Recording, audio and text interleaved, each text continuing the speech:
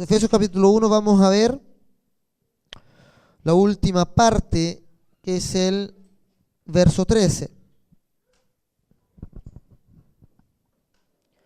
Recuerden que analizábamos el verso 1 del libro de Efesios y el libro parte el verso 1 diciendo: bendito sea el Dios y Padre que nos bendijo con toda bendición espiritual en los lugares celestiales en Cristo. Analizamos, ¿no es cierto?, eso, qué significaba la bendición espiritual, era en los lugares celestiales en Cristo, ¿verdad? Y luego desde el verso 4 en adelante comienza a describir la bendición espiritual.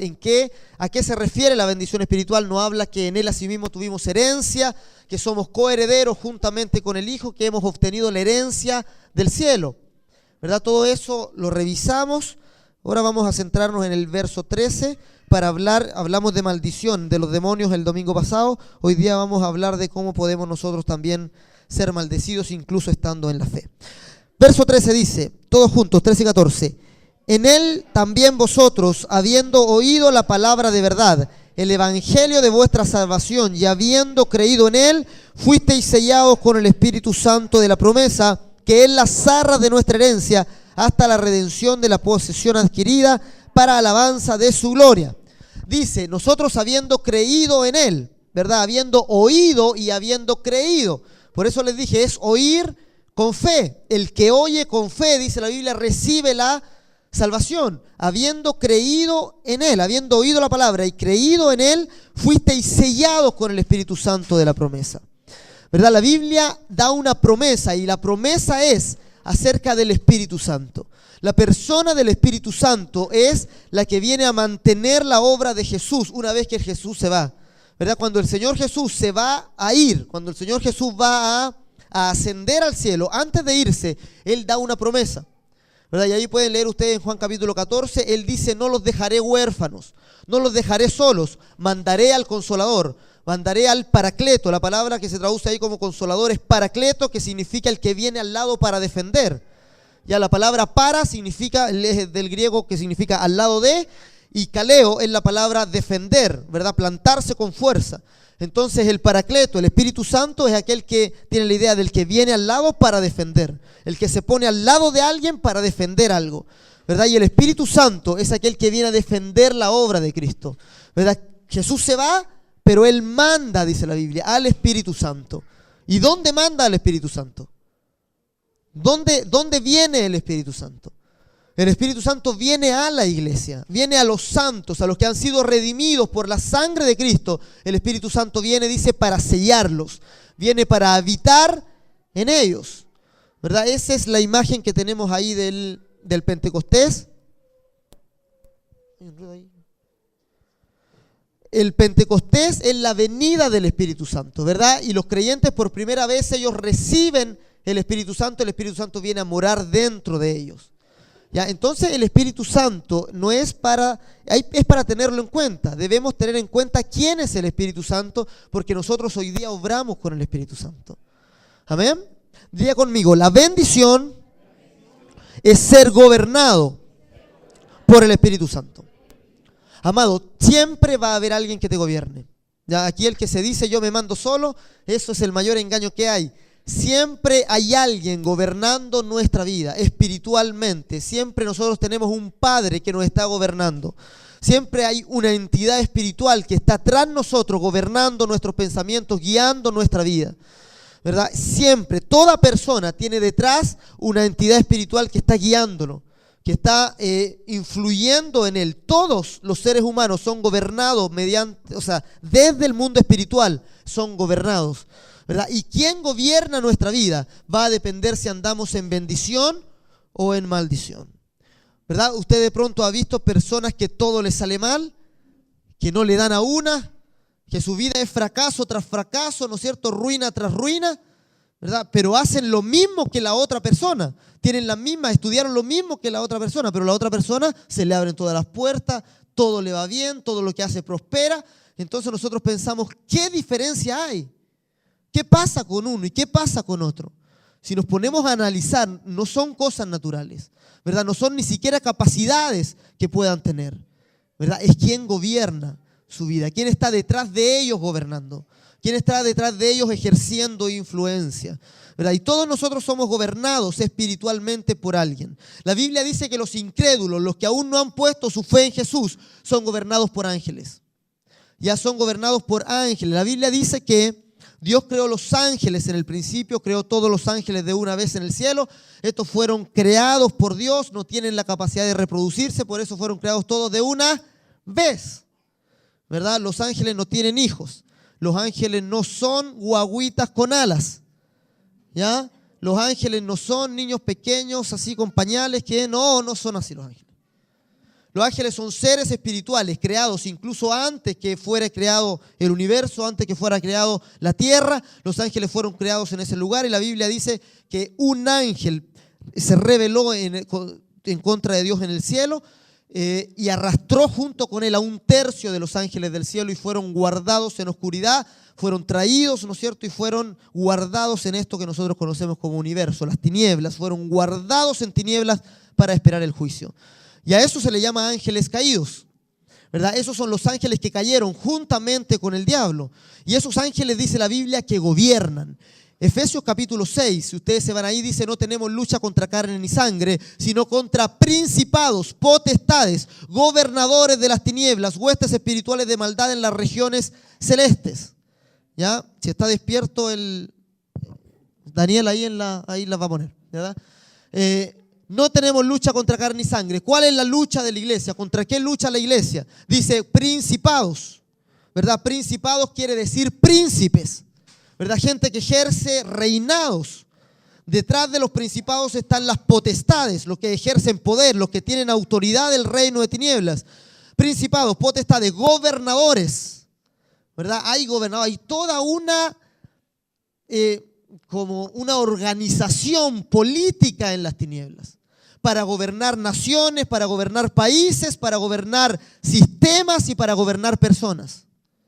¿Ya? Y dice la Biblia, todos los que no han puesto su fe en Jesús, que están en el mundo, todos aquellos que pertenecen al mundo son gobernados por estos ángeles. Estos ángeles gobiernan. Ya estos ángeles gobiernan, traen gobierno, buscan constituir leyes, hacer las constituciones de los países. Estos ángeles generan guerras, estos ángeles gobiernan el mundo. El Señor Jesús dijo, le llamó al diablo el príncipe de este mundo.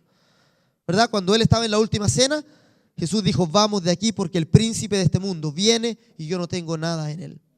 ¿Verdad? Acuérdense que cuando el Señor Jesús fue tentado, el diablo lo llevó al desierto y dice que en un momento le mostró todos los reinos de la tierra y la gloria de ellos. Y el diablo le dijo a Jesús, todo esto te daré si postrado me adoras, porque a mí me ha sido entregado y a quien quiero se lo doy. El diablo sabe que es suyo. El diablo sabe que él recibió la autoridad sobre el polvo, él recibió la autoridad sobre la tierra, ¿verdad? Entonces se la ofreció a Jesús. Le dijo, Jesús, aquí nosotros nos arreglamos entre nosotros nomás. Quédate acá, yo te dejo como rey de todo esto, pero tú tienes que honrarme. El Señor le dijo, ¿de dónde la viste? ¿No es cierto? Yo tengo la gloria del cielo, no quiero la gloria de la tierra. La gloria de este mundo no es nada comparado con la gloria del cielo, no tiene nada que ver. El Señor le dijo, vete de mí, Satanás, no me vengas con eso, lo que tiene el diablo, ¿no es cierto? No es nada para el Señor.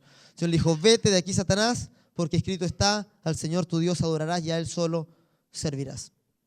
¿Verdad? Entonces, fíjense, el diablo es quien gobierna mediante sus ángeles este mundo. Así que los incrédulos están gobernados por estos espíritus, están gobernados por los ángeles caídos, y los ángeles caídos van a recibir juicio. Ya, los ángeles caídos van a recibir juicio. El infierno, amados, está preparado para el diablo y sus ángeles, no está preparado para el ser humano. Ya, al infierno no debería ir ningún ser humano. El hombre fue predestinado, dice la Biblia, fue predestinado desde antes de la fundación del mundo para ser santo y sin mancha delante de Él. Ya, Efesios capítulo 1 dice, Dios predestinó al hombre, cuando pensó en el hombre, cuando antes de crear al hombre, Dios lo creó para salvarse, para estar con Él, para estar junto a Él, para que el hombre recibiera su amor, no para ir al infierno.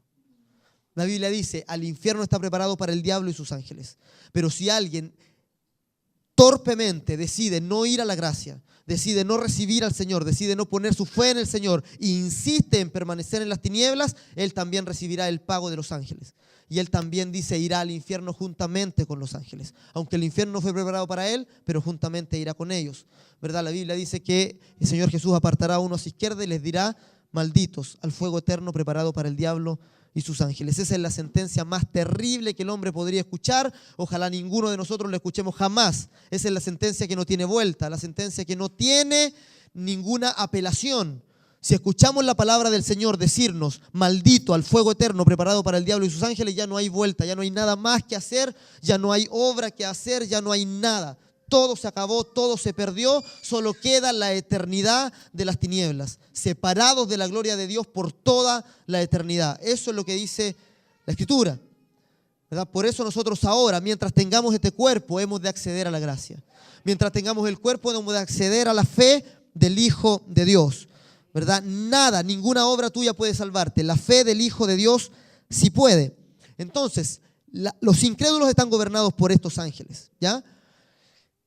Y fíjense que estos ángeles pueden levantar a alguien. O sea, no estamos diciendo que le va a ir mal, ¿verdad? Uno puede decir, está gobernado por los ángeles caídos, este va a tener puro desastre. No, los ángeles son capaces también de dar prosperidad, de levantar, ¿verdad? De levantar instituciones, empresas, ¿cierto? Generalmente el que está gobernado por los ángeles caídos no es una persona que le vaya mal. Es una persona que prospera en esta tierra.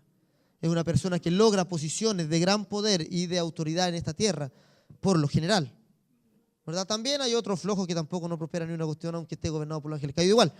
Hay de todo, ¿no es cierto? Hay de todo, pero los incrédulos están gobernados por este tipo de ángeles. Ya vamos a ir a Romanos 5. Romanos capítulo 5, verso 1 y 2.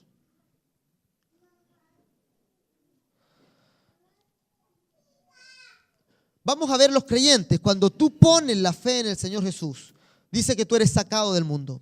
Ya somos sacados de este mundo y somos sacados de la influencia también de los ángeles. El verso 2 solamente vamos a leer, todos juntos, 1, 2, 3. Por quien también tenemos entrada por la fe a esta gracia, en la cual estamos firmes y nos gloriamos en la esperanza de la gloria de Dios.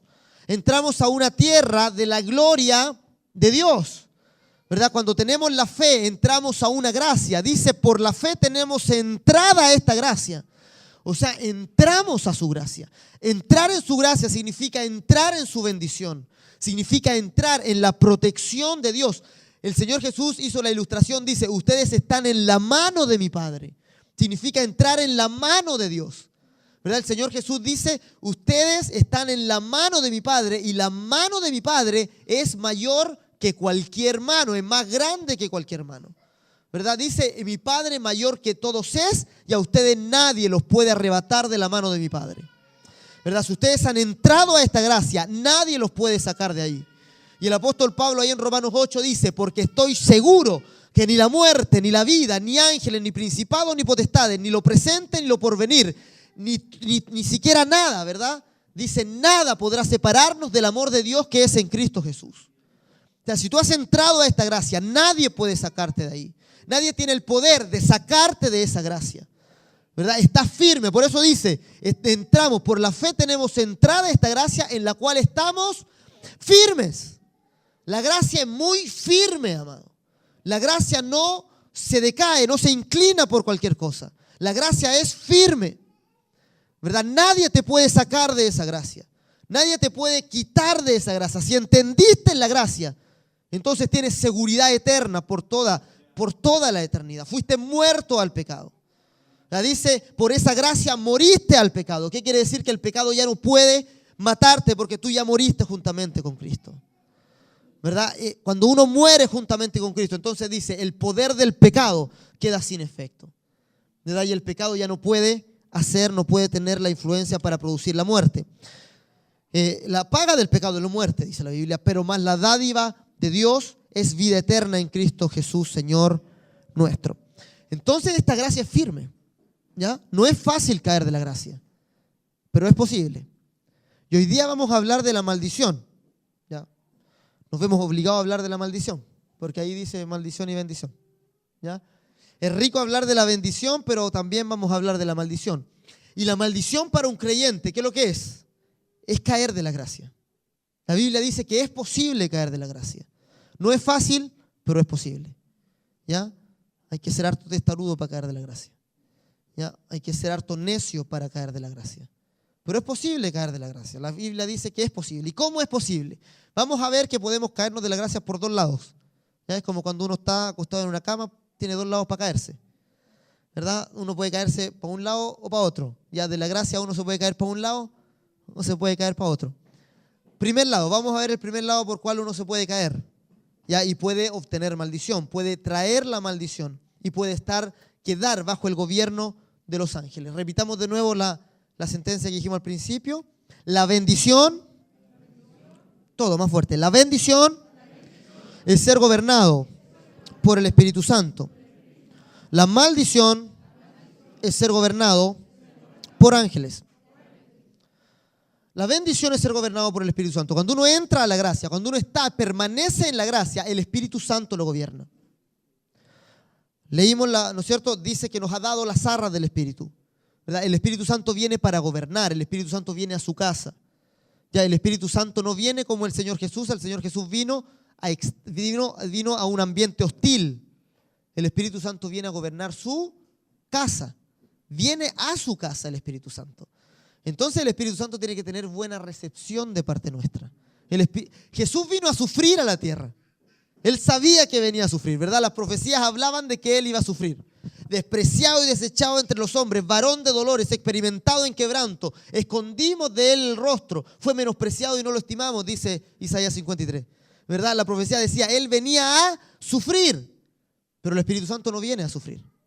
El Espíritu Santo viene a gobernar una casa que ya fue comprada por Dios. Viene a su casa. Por eso el Señor Jesús dijo, y hay que poner atención a estas palabras, Él dijo, cualquiera que diga una mala palabra en contra de mí, le será perdonada. Pero cualquiera que hable en contra del Espíritu Santo, no le será perdonada, ni en este siglo ni en el venidero. ¿Verdad? O sea, con el Espíritu Santo no se metan. Ya, contra mí pueden decir lo que quieran, dijo el Señor. Todo les va a ser perdonado, cualquier cosa que digan en contra mía. Vamos a leerlo, a ver ya, Mateo capítulo 12. Mateo capítulo 12. Verso 32.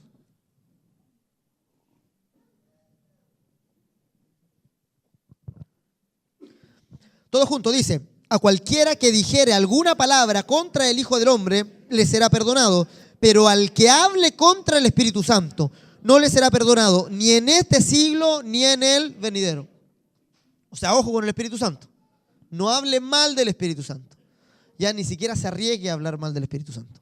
Hay algunos muy osados. Dentro de la vida cristiana hay algunos que osan, o sea, se atreven mucho, ¿verdad? Y pueden hablar mal del Espíritu Santo.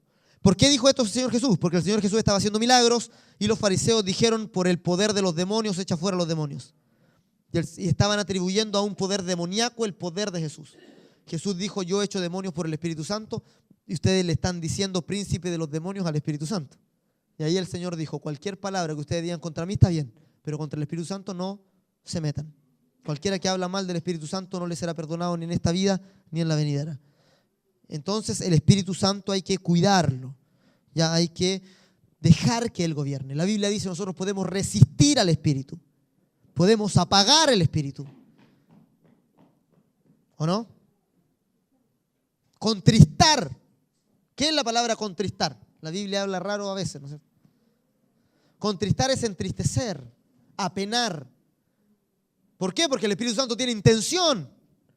El Espíritu Santo viene para hacer algo, viene para defender la obra de Cristo, viene para hablar de Cristo, viene para transformar a una persona, para tomar a una persona que es incrédula y volverla a un creyente y volverla a un discípulo de Jesús. Eso es lo que el Espíritu Santo quiere hacer, quiere dar un fruto en uno. ¿Cuál es el Espíritu Santo? ¿Cuál es el fruto del Espíritu Santo que Él quiere dar en ti? ¿Lo conoces o no? ¿Conoces lo que Él quiere producir en tu vida?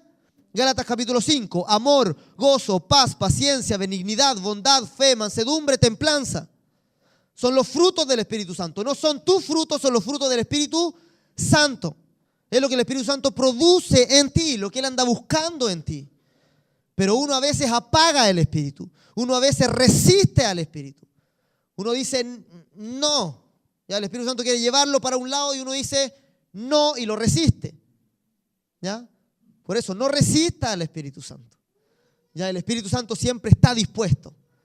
Siempre está despierto, dice la Biblia. Cuando el Señor Jesús les dijo a sus discípulos, quédense aquí, velen, oren conmigo, dijo, en el Getsemaní.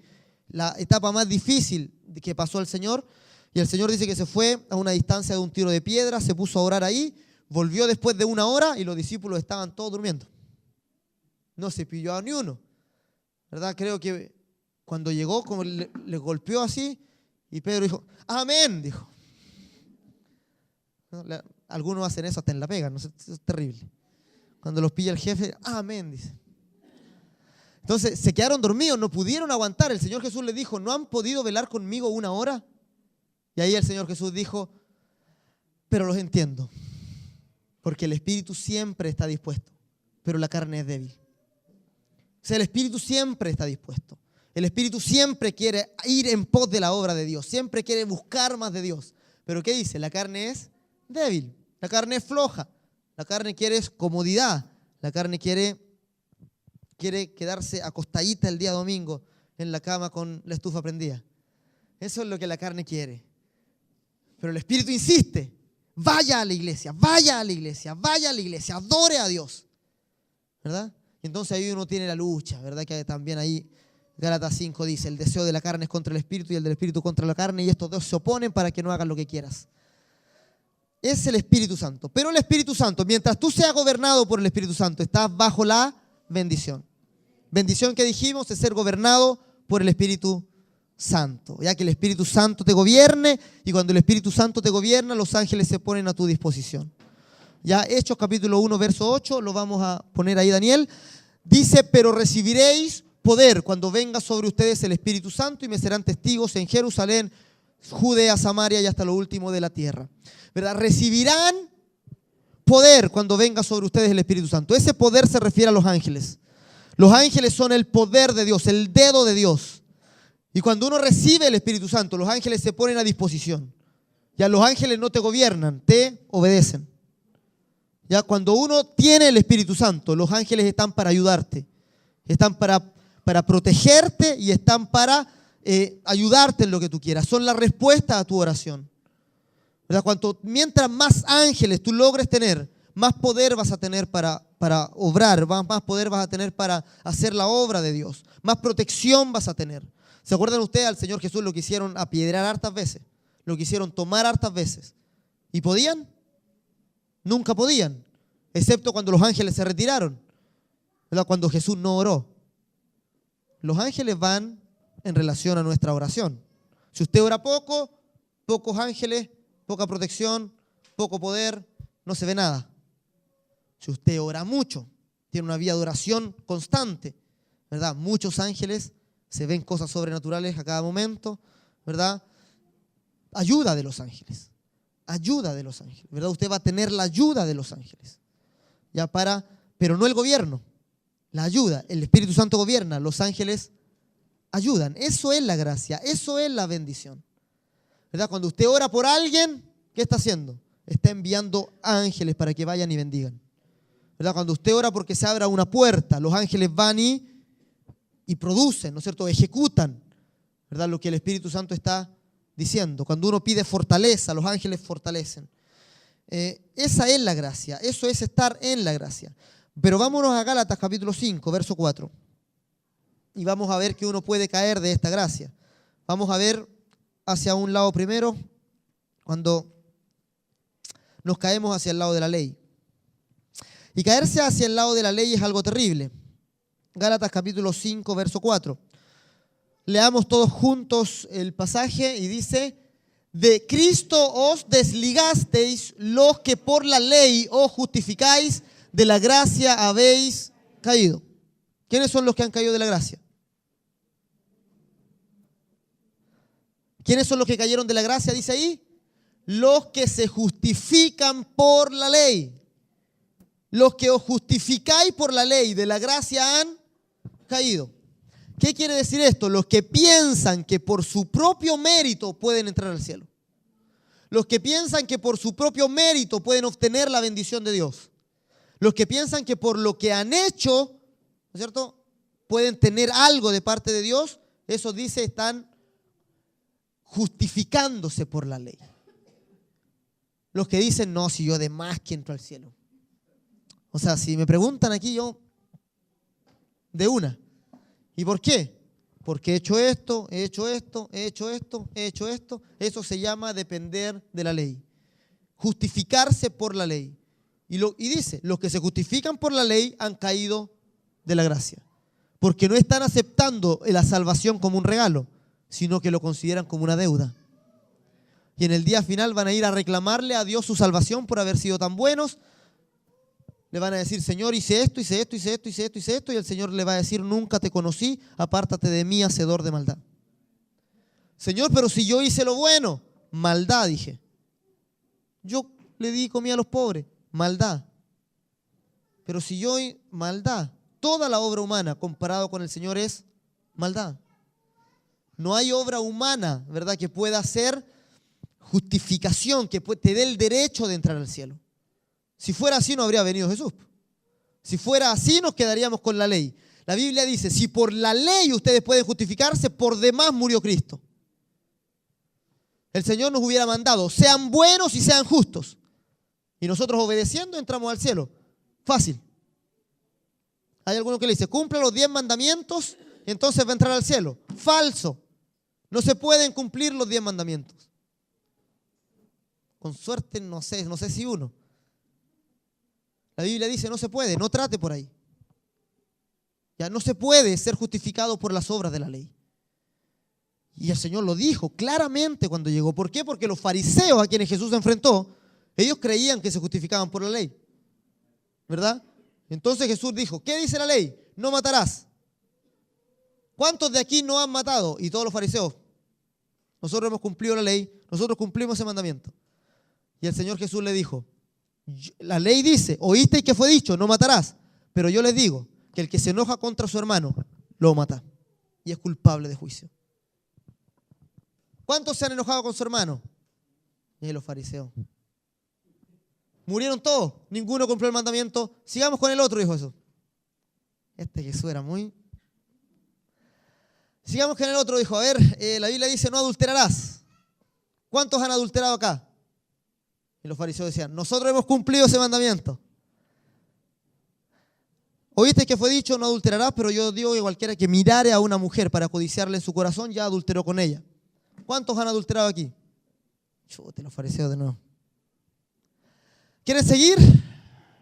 ¿Quieren que siga o quieren que pare? Dijo eso. Y los fariseos decían, ya para, por favor.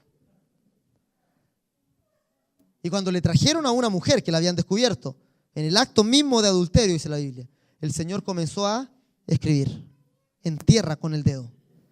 ¿Verdad? No se dice que estaba escribiendo, pero algunos dicen que el piso era de piedra y que Jesús con su dedo empezó a escribir en la piedra y empezó a recordar los mandamientos. Los mandamientos son el dedo de Dios escritos en piedra. Y cuando él recordó eso, Jesús dijo, el que esté libre de pecado lance la primera piedra. Y dice que todos, empezando de los ancianos son los con la conciencia más cochina. Ellos comenzaron a irse, mientras más años más corruptos. Empezaron a irse de a poco, y dice, y terminando por los jóvenes. Todos se fueron. Nadie tiró la piedra. Y Jesús le dijo, así que nadie te condenó, te fue bien. Y ella dijo, nadie, Señor. Y el Señor le dijo, ni yo te condeno. Vete y no peques más. ¿Verdad? Entonces, amados, nadie se justifica por la ley. El que piensa ser justificado por la ley, dice la Biblia, ha caído de la gracia. Fíjense, o sea, hay que ser torpe para caerse de la gracia. Si te están recibiendo, te están dando algo como regalo, ¿ya? La única forma de caer de la gracia es no recibir el regalo y decir, no, yo puedo entrar así nomás. Es que Dios te diga, te estoy dando la entrada para entrar al cielo. Aquí está, recíbela, es un regalo de mi parte. Y tú le digas, no, Señor, no me regales nada, yo no quiero regalo, yo entro por las mías. Caíste de la gracia, no tendrás acceso al cielo, no, ni una posibilidad. Cero, no hay por dónde. Eso es depender de la ley. Esos son los mandamientos escritos en piedra. Son las obras humanas. La Biblia dice, no obra sino cree. Vamos a ver un verso, Gálatas 3. Gálatas capítulo 3, del 2 al 5. Vamos a leer. Leamos todos juntos ahí.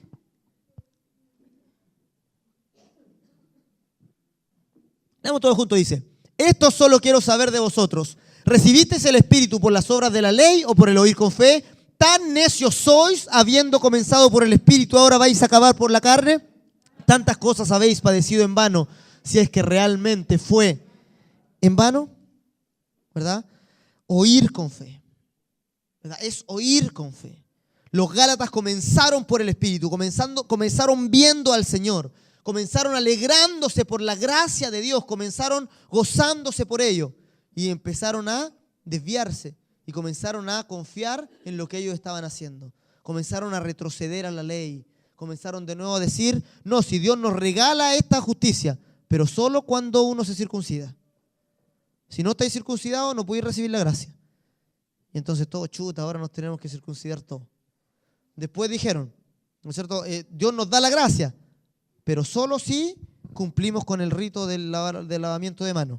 Si no se cumple ese rito, entonces Dios no te da la gracia. Y ahí Pablo les dice, paren por favor. La salvación no depende, la gracia no depende de las cosas que hagamos. Depende de su bendición, no depende de obra, depende de fe. Ya no depende de obra, depende de fe. Oír con fe y por la fe accionar. Por la fe, no teniendo nosotros confianza en la carne. Cuando uno vuelve a la ley, queda bajo el gobierno de los ángeles. La ley fue dada por ángeles. Gálatas 3:19 dice la ley fue entregada por ángeles. ¿No es cierto? Ahí despierto a mi asesor para que ustedes vean ahí, para que vean que no les estoy engrupiendo. Dice la ley fue entregada por medio de los ángeles. ¿Verdad? ¿Para qué sirve la ley? Fue añadida a causa de las transgresiones hasta que viniese la simiente a quien fue hecha la promesa y fue ordenada por medio de ángeles en manos de un mediador. La ley la median los ángeles. Cuando uno queda bajo la ley, queda bajo el gobierno de los ángeles. Los ángeles comienzan a gobernar y cuando uno lo gobierna los ángeles, uno se separa de Dios. Cuando estaba solo el pacto de la ley, estaba la separación, un muro de ángeles siempre estaba sobre Israel. Israel nunca conoció a Dios. Siempre tuvo la mediación solo de los ángeles. ¿Verdad? Todo daba testimonio de eso. El propiciatorio del lugar santísimo. ¿Se acuerdan ustedes? Era el asiento de misericordia donde Dios hablaba ahí con Moisés. Tenía 2 querubines que tenían sus alas plegadas por encima del propiciatorio, indicando que los ángeles estaban tapando el lugar para no entrar a ese lugar. Luego del lugar santo estaba una cortina, ¿verdad? Estaba un velo y en el velo habían unos querubines bordados, ¿verdad? Y del velo para allá nadie podía pasar, ¿verdad? Nadie podía acceder al lugar santísimo porque estaba la separación de ese velo con los ángeles bordados, que significaba que los ángeles ponían un muro, que no se podía acceder a Dios porque estaban los ángeles mediando. Ya, el que está bajo la ley está bajo el gobierno de los ángeles. Ya no puede ver a Dios, no puede percibir a Dios, ¿verdad? Porque los ángeles comienzan a gobernarlo. Él choca con los ángeles. Entonces esa es una forma de caer de la gracia, es una forma de ganarse maldición gratis. Ya, la tontera de la justificación por obra. Ya, no se justifique usted por obra. Ya, no se justifique, jamás se justifique por obra. Jamás usted diga, no, pero es que por lo que yo estoy haciendo, no importa lo que usted haga. No se justifique por eso, que eso no sea la justicia, que eso no sea su justicia, jamás su obra sea su justicia. Por muy loable que sea, por muy admirable que sea. Aunque el Señor a alguien lo mande a predicar y convierta a toda África, Él no puede decir yo voy a entrar al cielo por convertir a toda África. No entra uno por obra, entra por la fe. Amén. Ese es un lado de la cama. Para ese lado podemos caer. Tengamos cuidado, no caigamos para ese lado. ¿Ya? Este mensaje es para que usted no se caiga para ningún lado de la cama y se mantenga en la cama. A algunos les gustó, aleluya. Ama tu cama como a ti mismo, dicen los 10 mandamientos del flojo, ¿no es cierto? Para que no se caiga, se caen para un lado, ¿no es cierto?, que es la ley, y podemos caernos también para el otro lado, ¿cierto? Y caerse para el otro lado es caer en la disciplina de Dios. Cuando uno cae en la disciplina de Dios. Dios disciplina. Amén. Vea conmigo, Dios es un Dios que disciplina. Hebreos capítulo 12.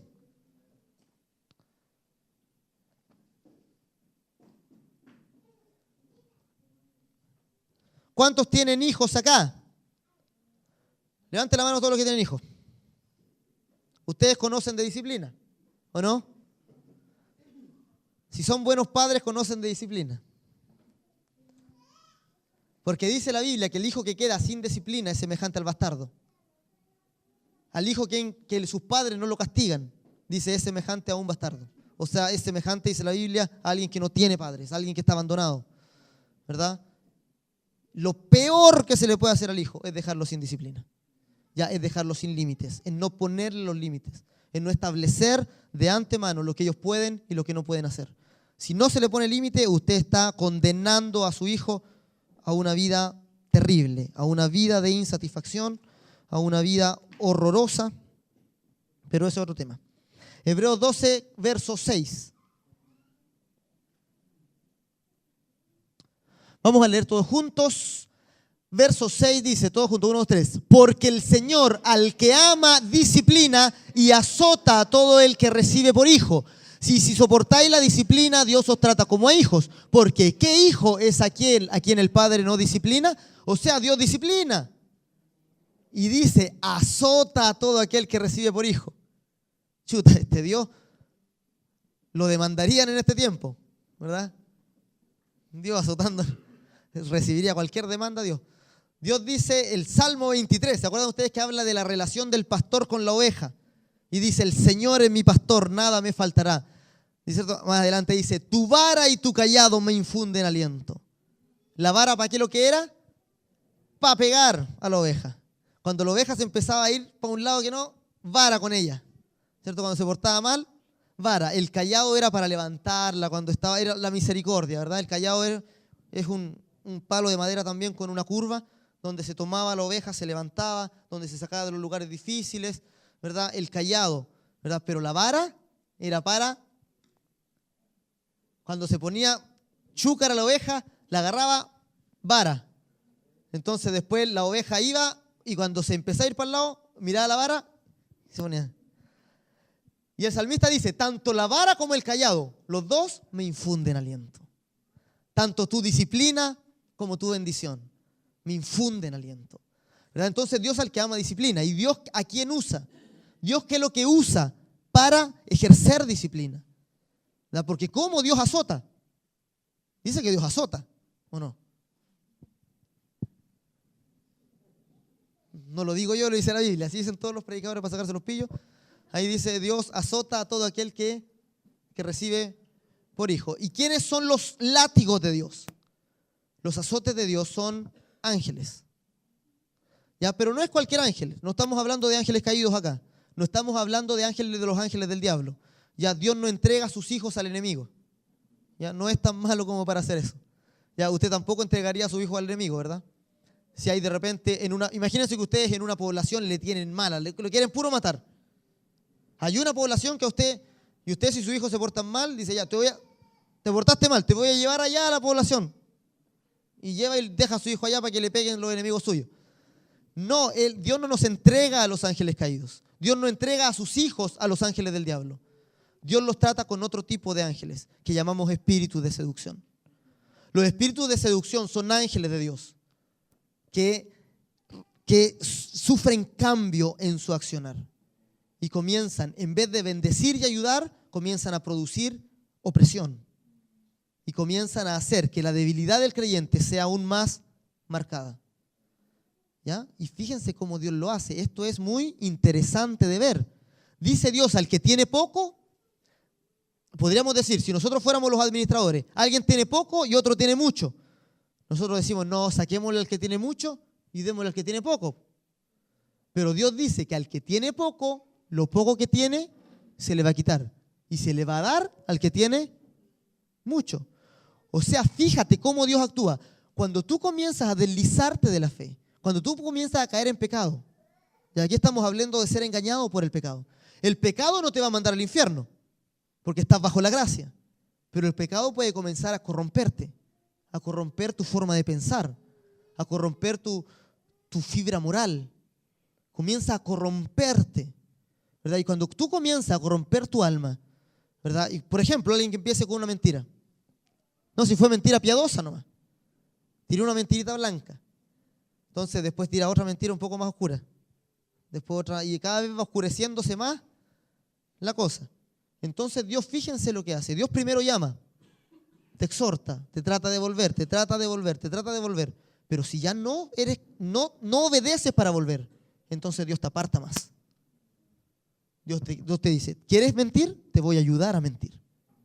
Y ese es el espíritu de seducción. El espíritu de seducción es cuando un ángel que te está ayudando a no mentir se transforma y se convierte en espíritu de mentira. Y comienza a traer mentira a tu boca y el creyente cae en una condición que es terrible. Cae bajo el dominio del pecado, bajo el gobierno de los espíritus de seducción. El espíritu de seducción es alguien un espíritu que trata de hacer que la debilidad del creyente sea aún más marcada para que el creyente reaccione. Para hacerlo que vaya hasta el polvo y que el creyente, estando en esa condición, reconozca su pecado y pueda volver por el arrepentimiento. Busca producir el arrepentimiento. Busca producir el arrepentimiento. Nosotros a veces somos como las ranas, ¿verdad? Ustedes saben cómo se cocen las ranas, ¿o no? Se echan vivas a la olla. Pero uno dice, y echan viva la rana a la olla sin taparla. Pero uno dice, si la he hecho así, las ranas van a saltar de la olla para afuera. No saltan. Si usted la echa al agua caliente, al agua hirviendo, las ranas van a saltar. ¿Pero qué se hace? Se echan las ranas al agua, las ranas dicen, estoy en mi charco aquí. Y se empieza a calentar de a poco el agua. Y de a poquito se va calentando el agua. Entonces las ranas piensan que están en un spa. Dice, que está calentito aquí, quedémonos aquí. Y después se va poniendo más calentita la cuestión. Y después más calentita. Pero como es gradual, no se van dando cuenta, ¿verdad? Y se quedan calladitas ahí, tranquilitas. Y llega un momento donde se le empiezan a quemar las patas. Y se le atrofian las patas. Entonces después, cuando ya la cuestión está muy caliente y quieren saltar, no pueden. Se le atrofian las patas y se cosen. Al pil, ranitas al pil. Así como se cosen las ranas, ven, en este culto tienen hasta recetas de comida, cómo hacer las ranas. Está muy completo esto.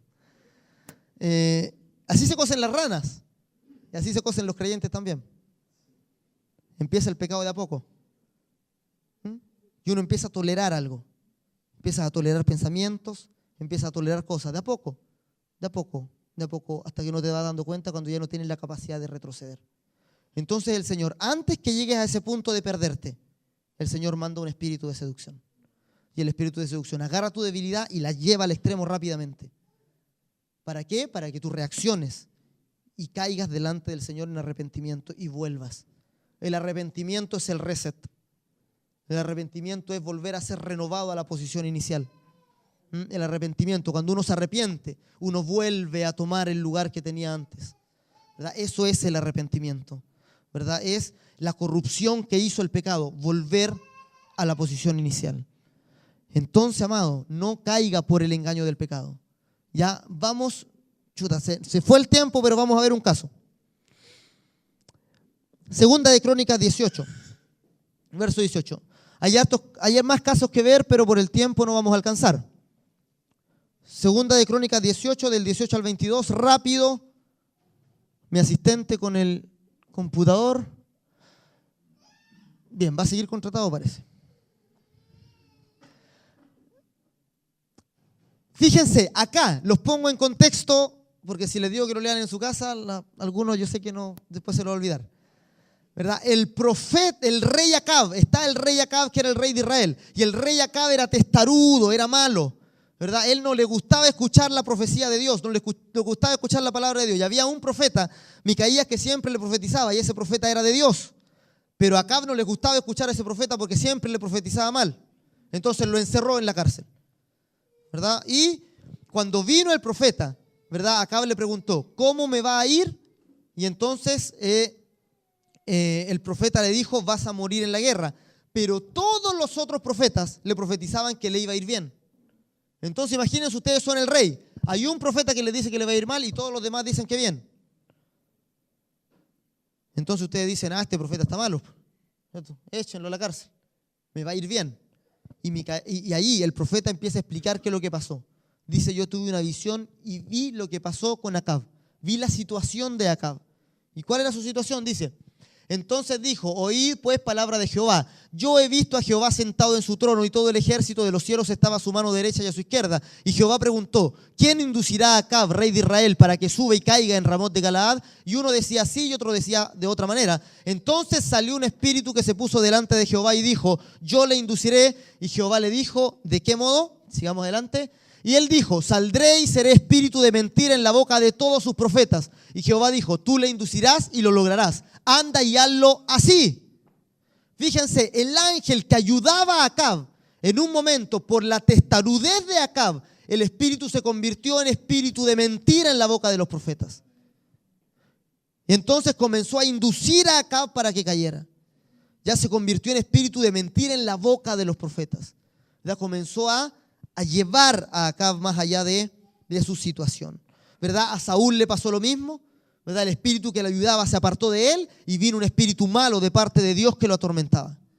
¿Verdad? Es el espíritu de seducción. El espíritu que viene por la disciplina de Dios para disciplinarte. ¿Verdad? Para hacer que tu vida sea con lo que tú estás luchando sea aún más terrible de soportar. Para buscar el arrepentimiento. ¿Verdad? Hay gente que está bajo el gobierno de los espíritus de seducción. ¿Ya? Hay gente que, por ejemplo, empezó a tener un problema ligero con el alcohol.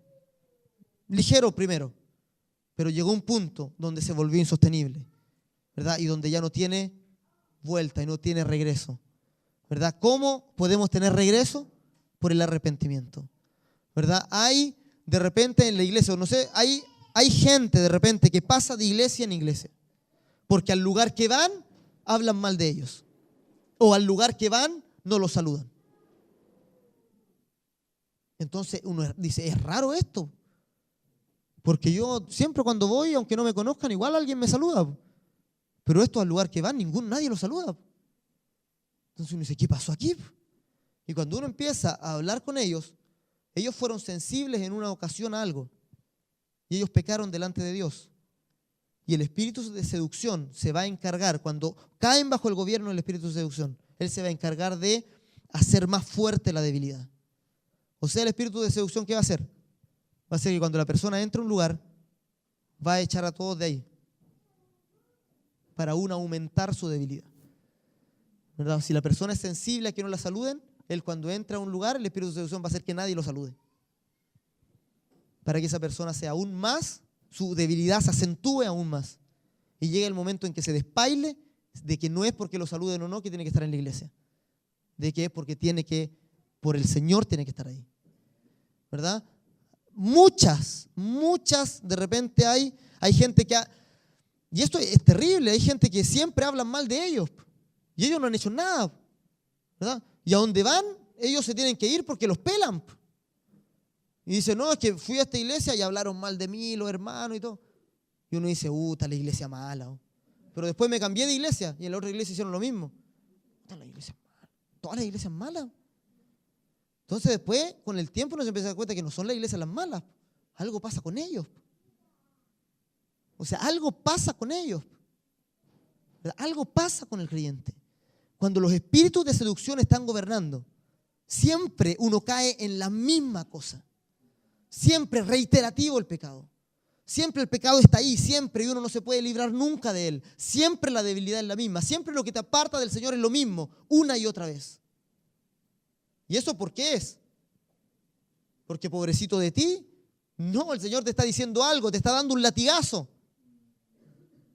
Está diciendo, despierta. No es así. Arrepiéntete. Vuelve al arrepentimiento. Vuelve por el arrepentimiento a la gracia. Vuelve a levantarte a la gracia. Así que, amados, no caigamos ni a un lado ni al otro. Son las únicas dos maneras de obtener maldición en la gracia. O cayendo bajo el engaño de la ley o cayendo bajo el engaño del pecado. Amén, amados.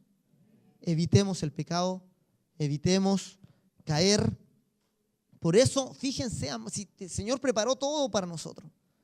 La oración del Padre Nuestro, Es una oración para que usted haga todos los días. Y la oración del Padre Nuestro dice: Señor, perdona mis deudas. En primer lugar, el Señor perdona, y después de eso dice: y ahora, Señor, no me dejes caer en tentación. No me metas en tentación, Señor. Que no me meta en tentación. Si ustedes hacen esa oración todos los días, el Señor los va a librar de tentación. Pero ¿qué pasa? Dios no se olvida. El Señor dijo: ustedes oraréis así, y ustedes oran de la manera que se le ocurre. Y luego uno pregunta por qué las cosas no resultan. Cuando empecemos a hacer lo que el Señor dijo que haya que hacer, las cosas van a empezar a resultar como Él dijo que habían de resultar. Amén. Pongámonos en pie, amados. Vamos.